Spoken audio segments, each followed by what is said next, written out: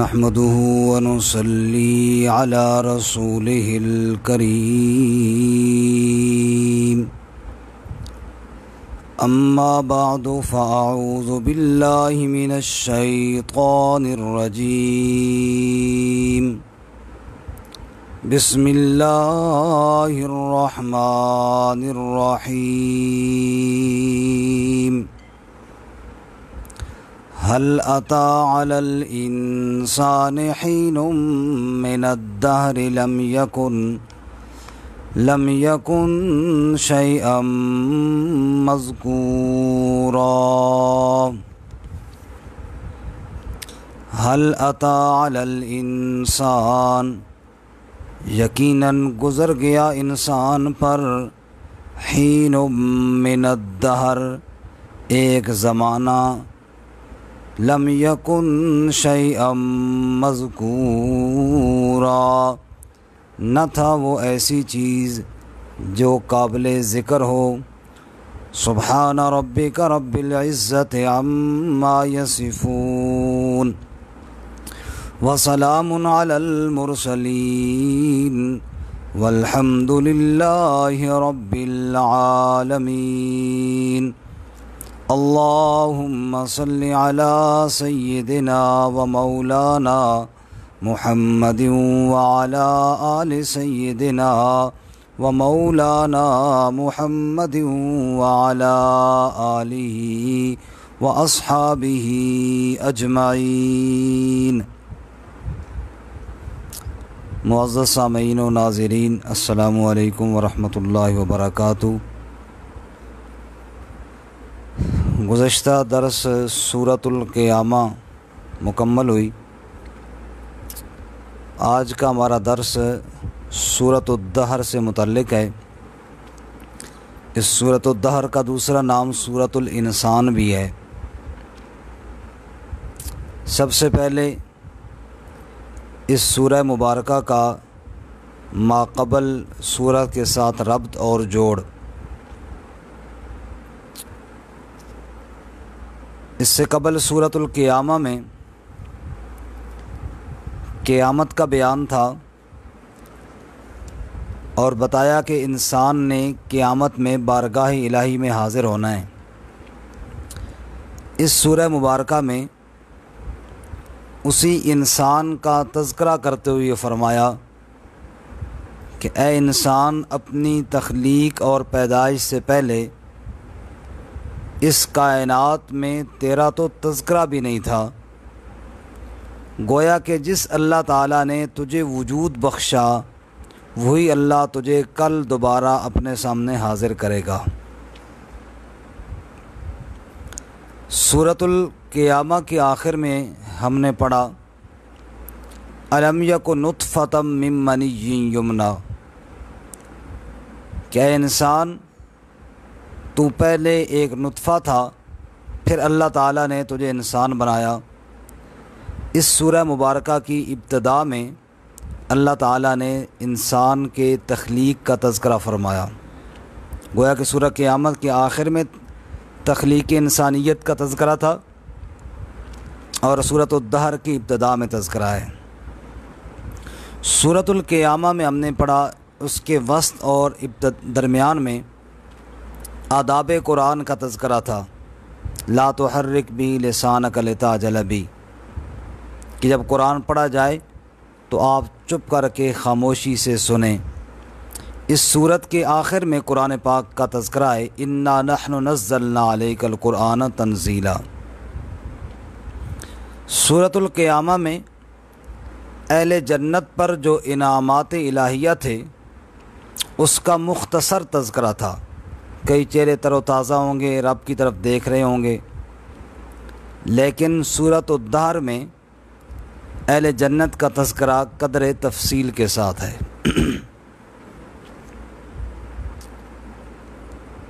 حدیث میں آتا ہے ایک حبشی سیاہ فام رسول اللہ صلی اللہ علیہ وسلم کے پاس بیٹھتے اور اکثر ان کے سوالات جنت کے بارے میں ہوتے۔ یا رسول اللہ، جنت میں اللہ تعالیٰ کیسے اپنے بندوں کو انعامات دیں گے، جنت کی نہریں کیسی ہوں گی، جنت کے محل کیسے ہوں گے، وغیرہ وغیرہ، اکثر وہ جنت کے بارے میں ہی سوالات کیا کرتے تھے، یہاں تک کہ سورۃ الدہر نازل ہوئی۔ اور سورۃ الدہر میں جب اہل جنت پر اللہ تعالیٰ کے انعامات کا تذکرہ ہوا، جو انشاءاللہ ان قریب ہم آگے چل کر پڑھیں گے، اور ان میں ایک یہ جملہ بھی ہے وَسَقَاهُمْ رَبُّهُمْ شَرَابًا طَهُورًا، کہ اہل جنت کو ان کا رب شربت پلائے گا۔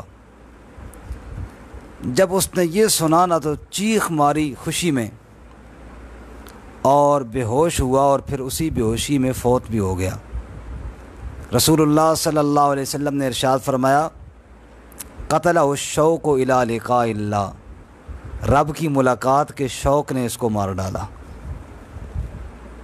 تو اس سورہ مبارکہ میں اہل جنت پر انعامات الہیہ کا تذکرہ بھی آئے گا انشاءاللہ تفصیل کے ساتھ۔ آج کا ہمارا درس چونکہ اس کی پہلی آیت مبارکہ کے بارے میں ہے، هل اتى علی الانسان حین من الدہر لم یکن شیئا مذکورا۔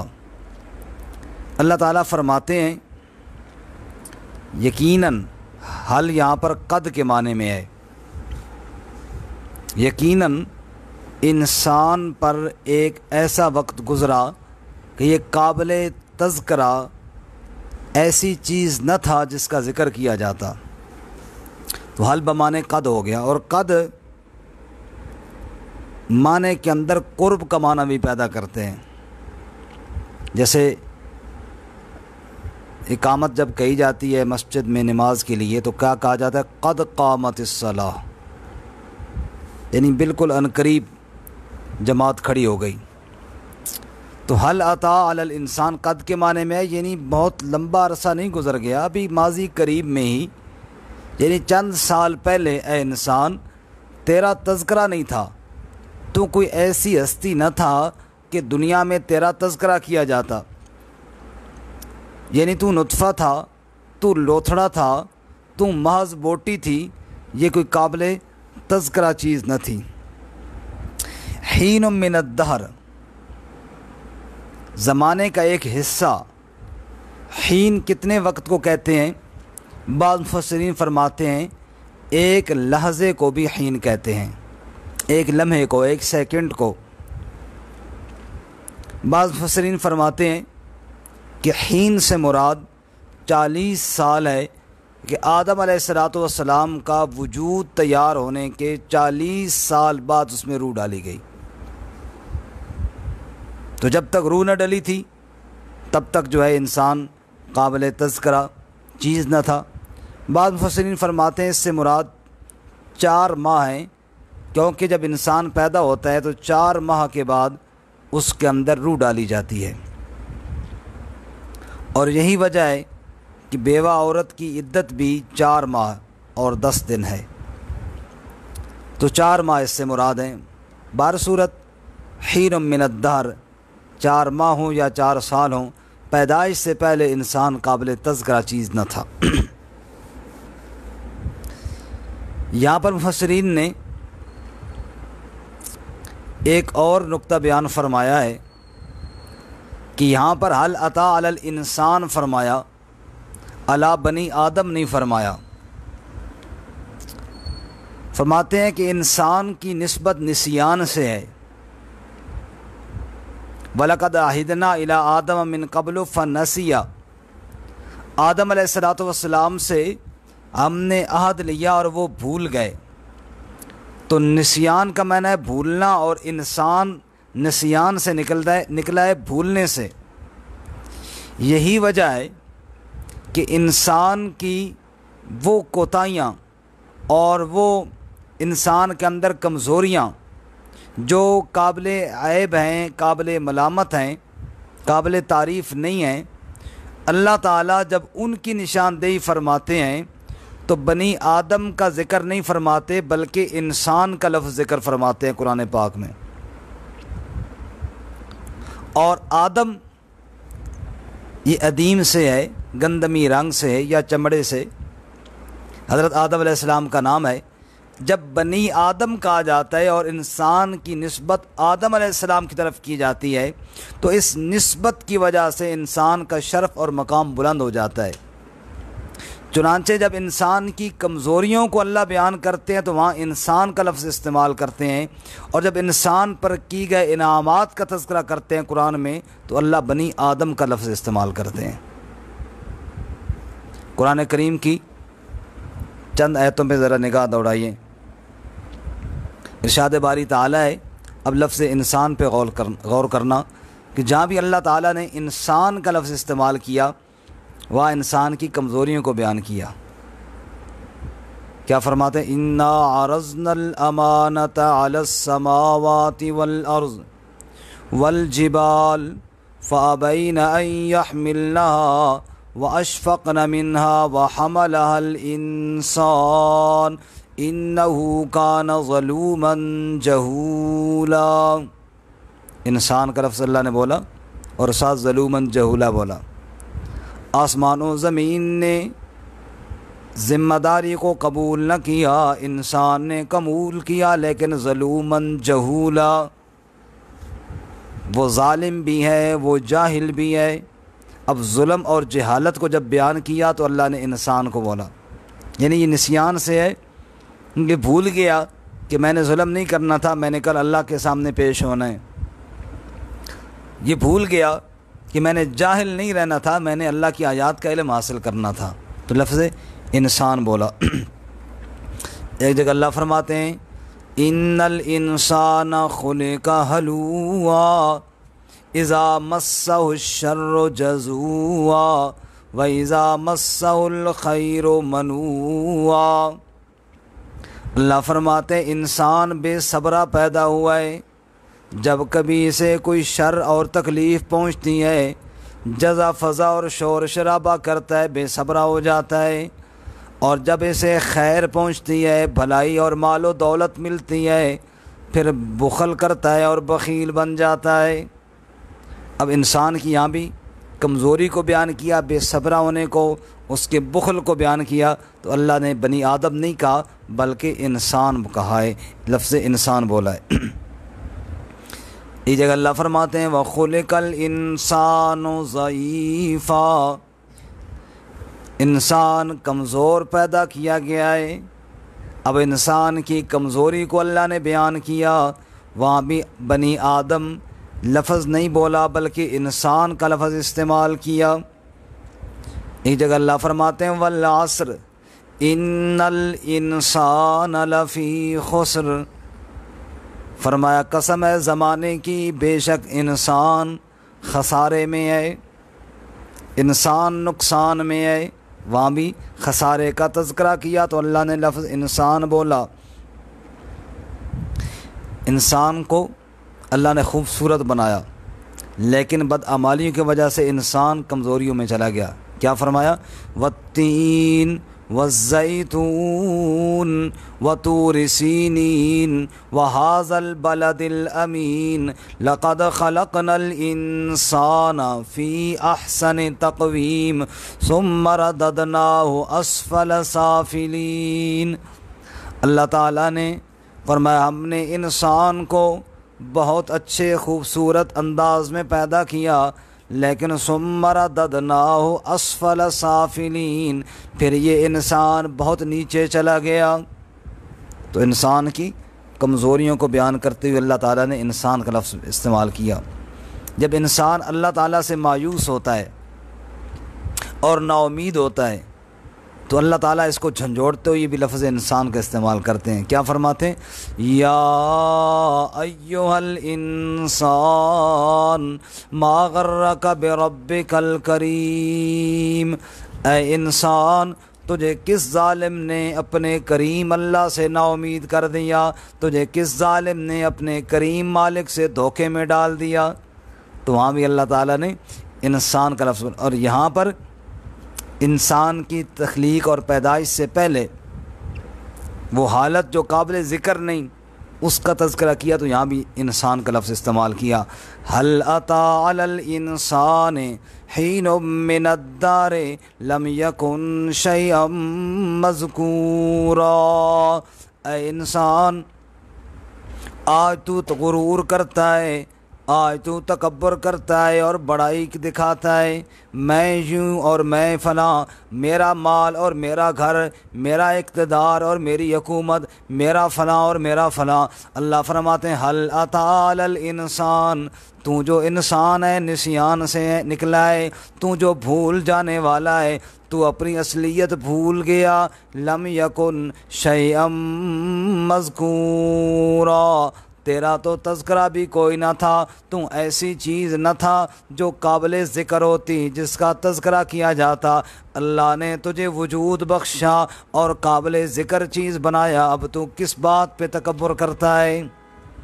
تو یہاں بھی اللہ تعالیٰ نے انسان کا لفظ استعمال کیا. اور جہاں اس انسان کی نسبت آدم علیہ السلام کی طرف ہو جاتی ہے، پھر اس کو کہتے ہیں بنی آدم، آدم کا بیٹا. پھر اللہ تعالیٰ اس پر انعامات کا تذکرہ کرتے ہیں، پھر اس کی بنی آدم بول کر اس کی کمزوریوں اور کوتاہیوں کو نہیں بیان کرتے، بلکہ پھر اس کے اوپر انعامات کو بیان کرتے ہیں. مثلا ارشاد باری تعالیٰ ہے وَلَقَدْ كَرَّمْنَا بَنِي آدَمَ وَحَمَلْنَاهُمْ فِي الْبَرِّ وَالْبَحْرِ وَرَزَقْنَاهُمْ مِنَ الطَّيِّبَاتِ وَفَضَّلْنَاهُمْ عَلَى كَثِيرٍ مِّمَّنْ خَلَقْنَا تَفْضِيلًا. اللہ فرماتے ہیں ہم نے آدم کے بیٹے پر بڑا کرم کیا. وَحَمَلْنَاهُمْ فِي الْبَرِّ وَالْبَحْرِ، سمندروں کے اندر بھی اور خشکیوں کے اندر بھی ہم نے آدم کے بیٹے کو سرداریاں عطا فرمائیں، ہم نے پاکیزہ چیزوں کا رزق عطا فرمایا، اپنی دیگر مخلوقات پر فضیلت عطا فرمائی. یہ سارے انعامات کس کو دیے؟ فرمایا بنی آدم، آدم کے بیٹے کو دیے. اب وہ کوتاہیاں اللہ نہیں بیان فرما رہے، انعامات کا تذکرہ کرتے ہیں تو لفظ انسان کی بجائے اللہ بنی آدم بیان کرتے ہیں. انسان کی گویا کہ نسبت بڑی اونچی ہے. اسی لیے علماء فرماتے ہیں نا کہ ہم جو اللہ کے آخری نبی حضرت محمد مصطفیٰ صلی اللہ علیہ وسلم کی امت میں ہیں، یہ ہماری نسبت ساری نسبتوں سے اونچی ہے. ہمیں تو اس بات کا احساس نہیں نا کہ اللہ تعالیٰ نے ہمیں کتنی اونچی نسبت عطا فرمائی ہے. ہم اپنی برادری، اپنی قوم کی وہ جو نسبت ہے وہ تو کہلوانے پر فخر محسوس کرتے ہیں، لیکن محمدی کہلوانے پر فخر محسوس نہیں کرتے کہ ہم نبی پاک صلی اللہ علیہ وسلم کے امتی ہیں، اور یہ سب سے بڑی نسبت ہے. آپ اندازہ کریں، آدم علیہ السلام کی نسبت کی وجہ سے اللہ تعالیٰ کوتاہیوں کو بیان نہیں کرتے بلکہ انسان کے اوپر انعامات کا تذکرہ کرتے ہیں. ایک اور آیت دیکھیے، فرمایا یا بنی آدم قد انزلنا علیکم لباسا یواری سوآتکم وریشا ولباس التقوی ذالک خیر. انسان دنیا میں آیا بغیر لباس کے آیا، سر پہ کپڑا نہیں، پاؤں میں جوتا نہیں، وجود کے اوپر بھی لباس نہیں. اور اللہ تعالیٰ نے دنیا میں آنے کے بعد انسان کو پہلی نعمت لباس والی عطا فرمائی. اب اس انعام کا تذکرہ کرتے ہوئے اللہ تعالیٰ انسان کا لفظ نہیں بولتے بلکہ فرماتے ہیں یا بنی آدم قد انزلنا علیکم لباسا، اے آدم کے بیٹے اللہ نے تجھے لباس عطا فرمایا. جہاں بھی اللہ انعامات کا ذکر کرتے ہیں وہاں بنی آدم بولتے ہیں، آدم کے بیٹے، یعنی انسان کے اس شرف اور عزت اور اس مقام کی نسبت بھی بتاتے ہیں کہ تجھے یہ نسبت ملی کہ تو آدم کی اولاد میں سے ہے. لباس کا ذکر ہوا تو تھوڑی سی بات لباس پہ عرض کر دوں. انسان دنیا میں بے لباس آیا اور اس وقت اس کو جو لباس پہنایا گیا وہ اس کی مرضی کا نہیں تھا، گھر والوں نے جو مرضی پہنا دیا. پھر انسان بڑا ہوا، جوان ہوا تو اب لباس اپنی مرضی کا پہننا شروع کر دیا. امیر ہے، غریب ہے، ہر آدمی کو اللہ تعالیٰ نے اتنا لباس دیا ہے، یہ نعمت کہ وہ اپنا بدن ڈھانپ لے، اپنی مرضی کا وہ کپڑا کوئی سستا کوئی مہنگا جیسا چاہے خرید سکتا ہے. پھر ایک وقت آئے گا جب انسان کی روح نکلے گی اور پھر یہ لباس اتار دیا جائے گا۔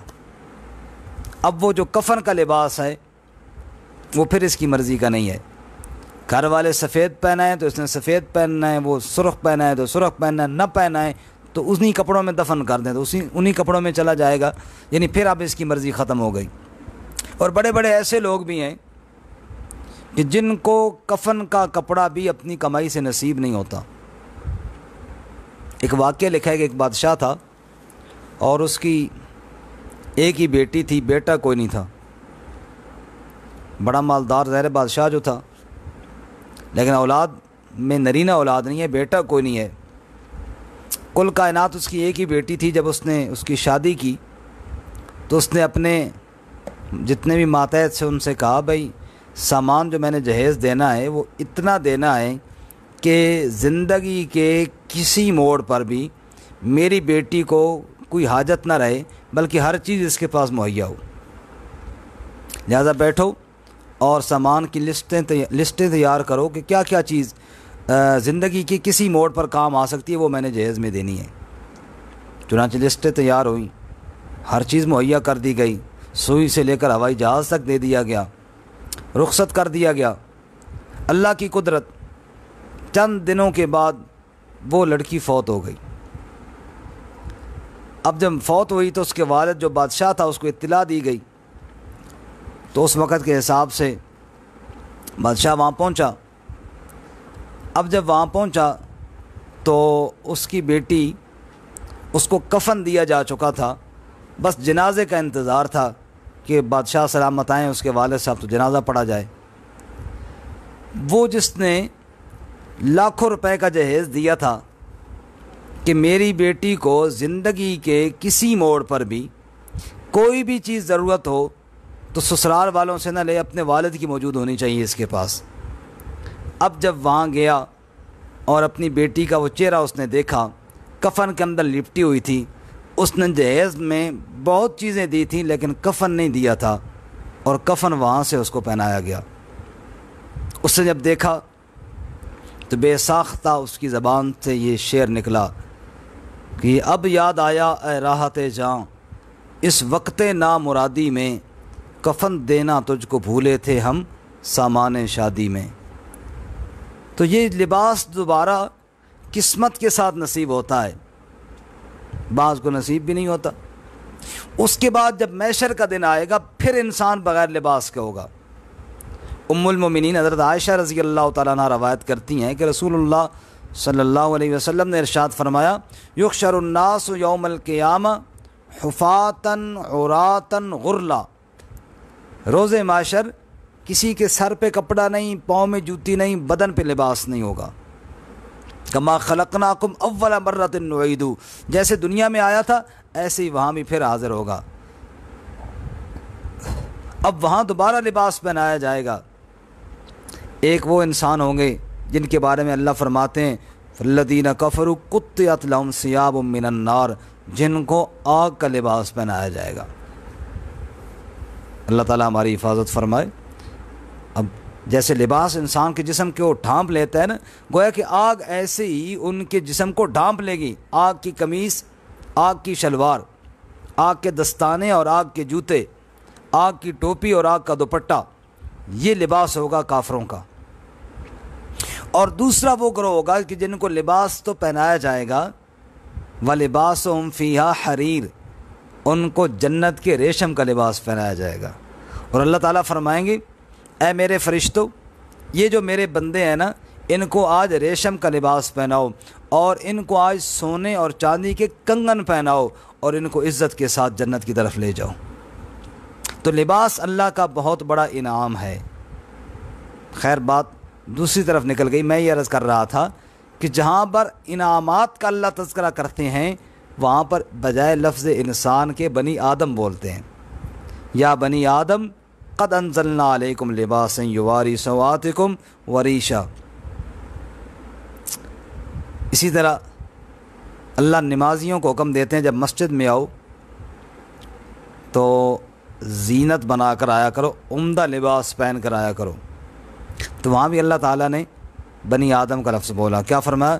یا بنی آدم खुजू ज़ीनतकुम इंद कुल्लि मस्जिद, ए बनी आदम मस्जिद में ज़ीनत बनाकर अच्छा लिबास पहनाया करो। मुफस्सिरीन फरमाते हैं ये शर्फ़ निस्बत आदम को निस्बत नबुव्वत की वजह से मिला, चूँकि आदम अलैहिस्सलाम को अल्लाह ताला ने नबुव्वत के दर्जे पर सरफराज किया, इस निस्बत की वजह से अल्लाह ताला ने उनको ये शर्फ़ अता फरमाया।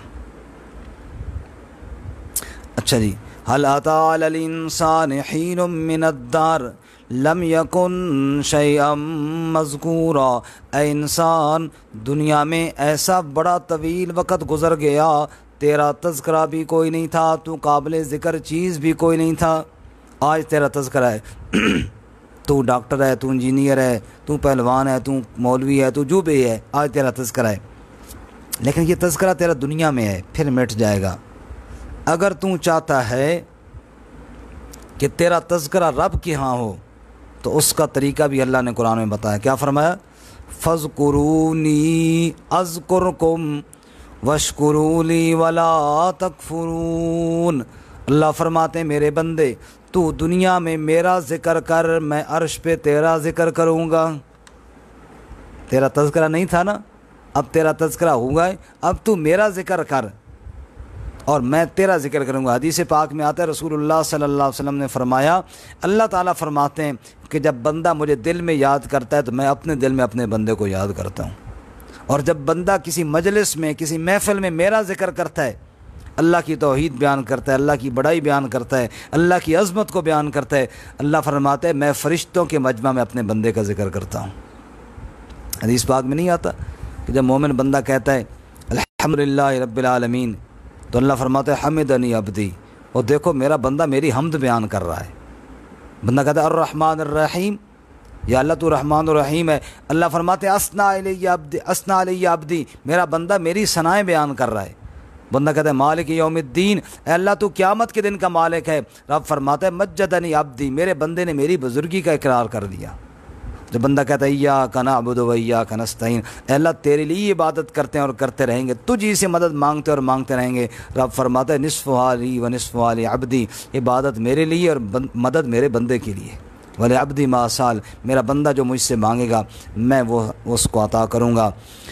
तो मुअज़्ज़ज़ सामीन व नाज़रीन, खुलासा ये निकला आज की सारी गुफ्तगू का कि इंसान को अल्लाह ताला झंझोड़ते हुए कहते हैं ए इंसान अपनी असलियत को मत भूल, तू आज जो कुछ भी है ऐसा तवील वक़्त गुज़र गया कि दुनिया के नक्शे में तेरा तज़किरा नहीं था, और न तू ऐसी चीज़ थी जिसका तज़किरा किया जाता। ये जितने तेरे तज़किरे हैं, ये जितनी तेरी शान है, ये अता करने वाला तेरा